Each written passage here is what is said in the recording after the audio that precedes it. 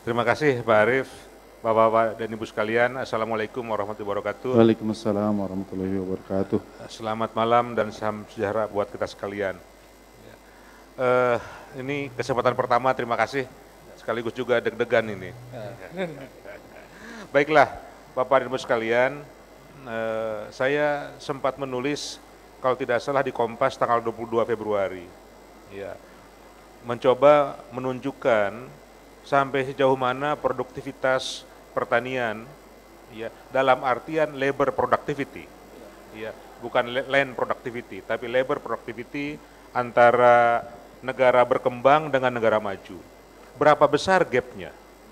Nah, hasil riset menunjukkan bahwa gap dari labor productivity antara negara berkembang dengan negara maju untuk bidang industri hanya 5 kali lipat. Tetapi untuk bidang pertanian 72 kali lipat. Ya, mengapa bisa demikian? Ya, mengapa bisa demikian? Ternyata ada hasil research yang menunjukkan bahwa apabila economy wide productivity atau produktivitas nasional itu rendah, efeknya terhadap pertanian sangat besar. Kalau 1% penurunan economy wide productivity, maka dampaknya terhadap pertanian penurunan produktivitas dari labor bisa sampai 27 kalinya. Ya, luar biasa. Ya, luar biasa.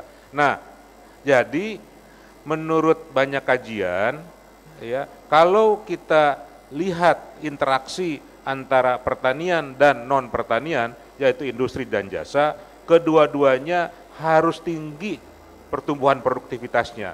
Bahkan ada syarat, ya, untuk mencapai tingkat pertumbuhan produktivitas, saya katakan bukan produktivitas tapi pertumbuhan produktivitas suatu negara, syaratnya adalah pertumbuhan produktivitas pertanian yang tinggi. Ya, nah. Jadi kalau produktivitas pertanian tinggi, otomatis akan berimpact ke produktivitas nasional. Iya, iya. Karena kontribusinya sangat tinggi. Betul, betul, betul. Nah, ilustrasinya apa? Ya, mengapa labor productivity di negara maju itu sangat besar? Ya, indikatornya adalah jumlah petani di negara maju tinggal sedikit, mungkin 2% saja. Ya, nah, tetapi per rumah tangga petani bisa mengolah tanah kurang lebih 200 hektar kalau di Amerika. Kalau di kita makin kecil saja.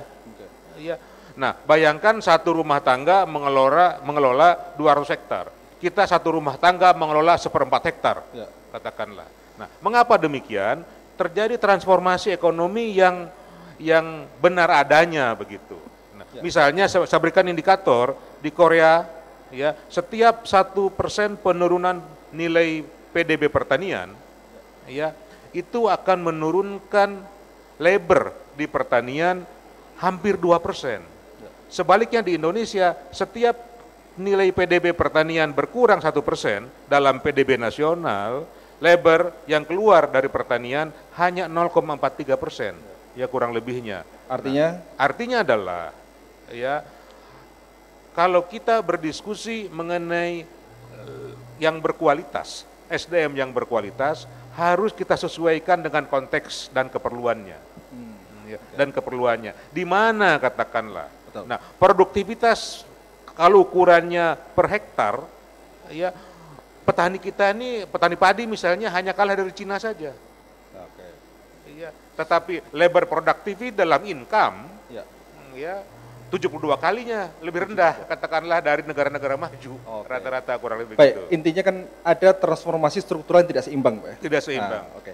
Baik, Pak Farid Wasdi, kalau kita lihat bagaimana, Pak, pandangan Bapak selaku Wakil Gubernur Kalimantan Timur melihat kondisi SDM pertanian dalam arti luas di Provinsi Bapak? Apakah apa yang disampaikan oleh Pak Agus Papahan tadi memang benar-benar nyata di lapangan? Ya, baik, terima kasih. Kami tentu sebagai sebuah provinsi yang dianggap oleh beberapa provinsi yang lain sebagai sebuah provinsi yang memiliki sumber daya alam yang luar biasa besarnya.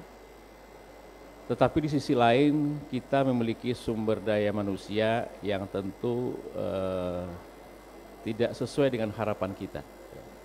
harusnya ada sebuah keseimbangan antara potensi sumber daya alam yang melimpah dengan kualitas sumber daya manusia.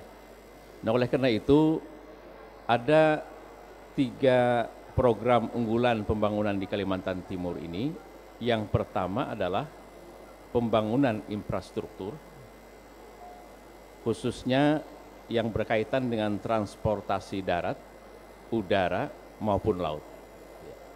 Karena luas Kaltim yang begitu rupa, kita harus membangun infrastruktur agar tidak ada daerah-daerah yang terisolir, tidak ada daerah yang terpencil, tidak ada daerah yang tertinggal.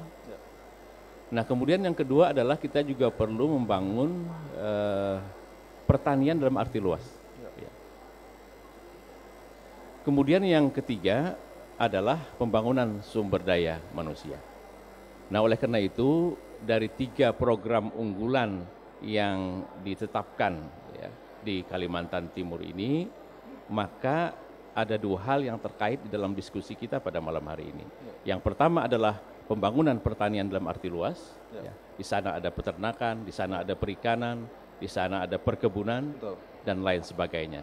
Di sisi lain kita juga bicara tentang sumber daya manusia. Nah, terkait dengan pembangunan sumber daya manusia ini, kita kaitkan lagi dengan potensi sumber daya alam yang begitu melimpah. Ada satu hal yang sangat memprihatinkan kita. Ya. Angka kemiskinan di Kalimantan Timur itu berkisar antara 9 sampai 10%. Dengan hanya penduduk kurang lebih 3,4 juta orang. Nah, jadi kalau kita melihat kondisi yang seperti saya kemukakan tadi, jadi memang kondisi Kalimantan Timur ini tentu sangat kompleks. Di satu sisi punya potensi yang luar biasa, di satu sisi sumber daya manusia yang belum memadai sesuai dengan harapan. Kemudian juga bagaimana kita melihat pembangunan infrastruktur yang masih sangat tertinggal. Oke, baik Pak, kalau gitu terima kasih. Jadi memang kalau kita lihat itu sebuah ironi, dan ironi itu tidak hanya di Kalimantan Timur, saya kira dimanapun terjadi di Indonesia.